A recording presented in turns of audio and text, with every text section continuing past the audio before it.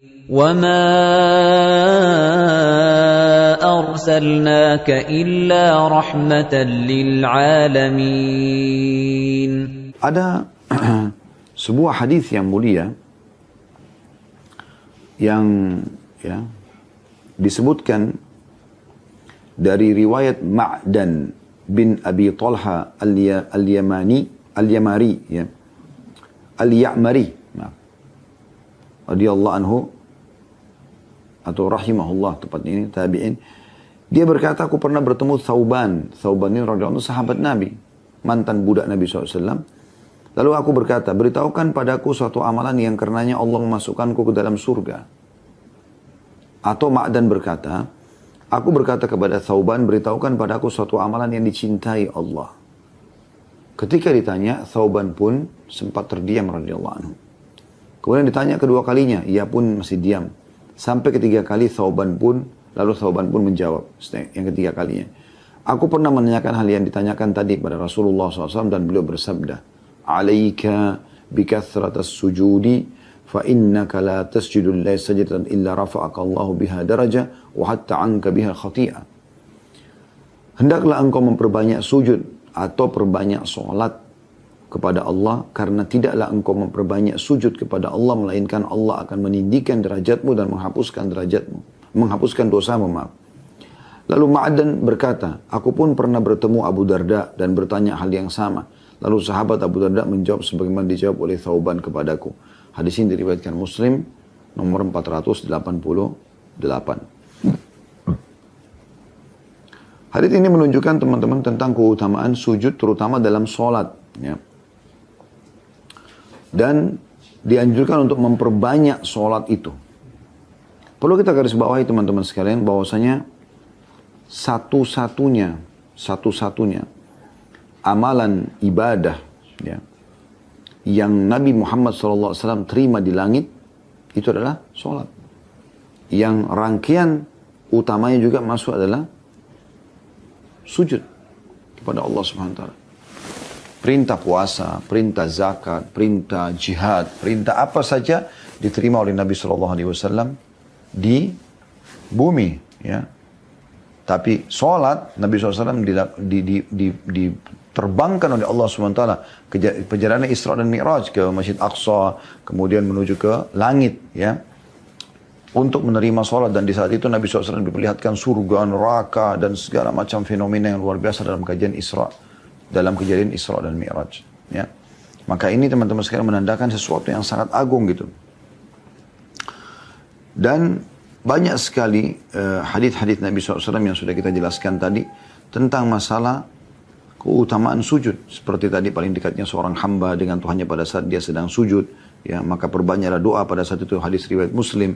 Kemudian hadis tentang ya, kalau kalian ruku agungkan Allah, kalau kalian sujud perbanyaklah doa. Ya. Lalu Nabi SAW mengatakan, fakamin ayyustajaba lakum, karena sangat pasti dikabulkan doa kalian. Ini hadis diriwayatkan oleh Imam Muslim juga tentang masalah keutamaan sujud. Ya. Jadi ini anjurannya sangat luar biasa.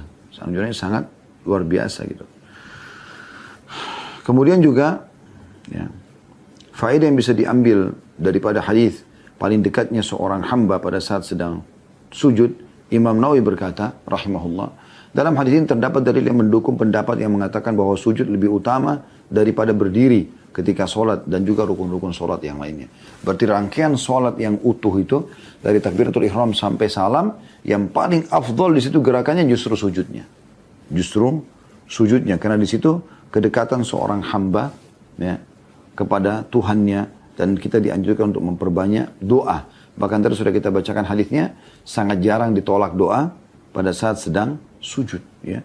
Jadi ini punya keutamaan yang luar biasa gitu. Keutamaan yang luar biasa. Kemudian juga kita tahu bagaimana ya, sujud yang disebutkan di dalam hadis tentang masalah sujud tilawah ya, yang syaitan bisa menangis pada saat dia melihat seseorang hamba itu sujud ya. Kemudian kita juga lihat bagaimana Allah Subhanahu wa taala berulang kali sebutkan dalam Al-Qur'an ayat-ayat tentang sujud. Dikenal dengan ayat-ayat sajadah. Bahkan ada surah sajadah khusus Ya, di tengah-tengah ayat itu ada tentang masalah sujudnya, ya, sujudnya. Dan itu teman-teman sekalian sering dibaca oleh Nabi SAW setiap subuh Jumat. Hampir setiap subuh Jumat Nabi SAW membaca surah saja dari rakaat pertama dan surah Al-Insan dari rakaat kedua. Dan sujud di tengah-tengah sholat itu pada saat lewat ayat tentang sujud. Gitu ya.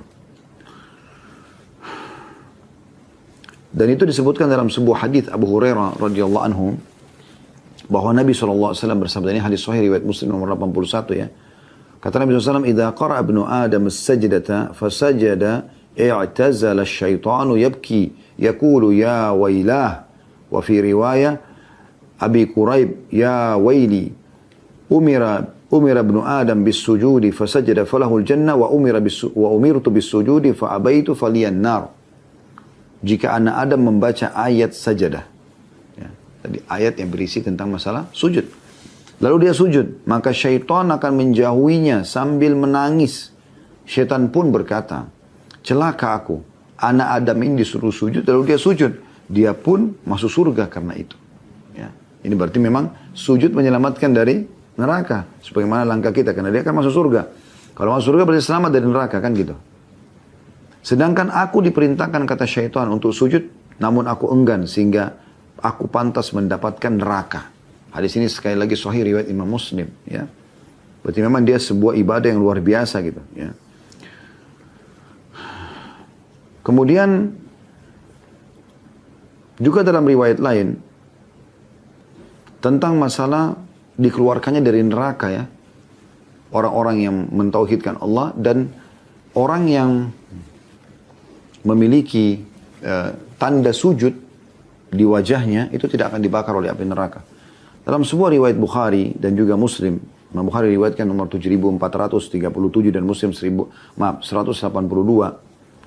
disebutkan bahwasanya Abu Hurairah radhiyallahu anhu berkata, Rasulullah SAW bersabda, "Hatta idza faragallahu minal qada'i bainal ibadi wa arada an yukhrija bi rahmatihi man arada min ahli an-nar."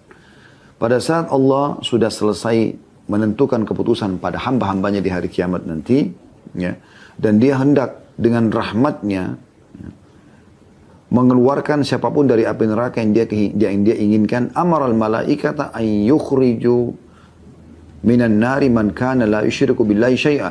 Maka Allah pun memerintahkan para malaikat untuk mengeluarkan dari api neraka siapapun yang tidak pernah menyekutukan Allah dengan sesuatu apapun. Mimman aradallahu ta'ala ayyarhamahu.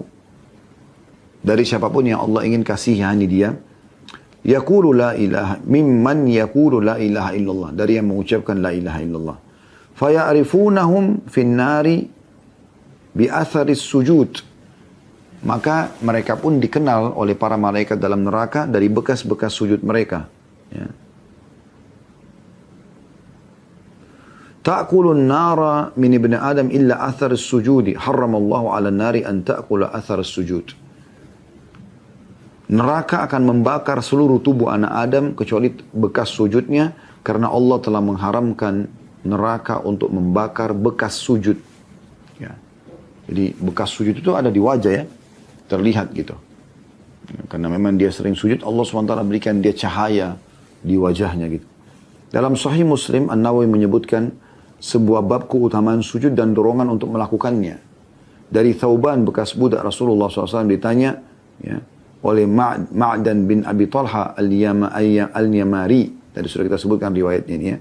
Pada saat dia menyampaikan bahwasanya Nabi SAW mengatakan alaika bikathrati sujud, perbanyaklah sujud ya. Fa innaka la tusjudu lillahi sajdatan illa rafa'akallah biha darajah. Karena kalau kau sujud satu kali, Allah akan angkat kau satu derajat. Hatta anka biha khati'ah, dan Allah akan hapuskan darimu dosa-dosa. Ya. Juga ada seorang sahabat yaitu Rabi'ah bin Ka'ab al-Aslami radhiyallahu anhu. Ini orang yang mulia sekali. Dia pernah melayani Nabi SAW. Kemudian dia bilang, ya, waktu dia sudah melayani, dia siapkan air wudhunya Nabi SAW di malam hari untuk sholat segala macam. Terus Nabi bilang, mintalah sesuatu. Ada yang kau mau, mintalah. Maka dia mengatakan, ya Rasulullah, saya ingin bersama anda di surga. Kata Nabi SAW, ada keinginan lain enggak? Dia bilang, tidak ada ya Rasulullah. Itu udah keinginan saya. Saya mau di surga nanti bersama dengan anda. Udah itu saja. Apa kata Nabi SAW? Fa'inni ala nafsika bikathratis sujud. Kalau begitu bantulah aku untuk mewujudkan impianmu itu dengan memperbanyak sujud. Maknanya solat. Karena mayoritas sujud ada di dalam solat hadis riwayat Bukhari dan Muslim. Ya.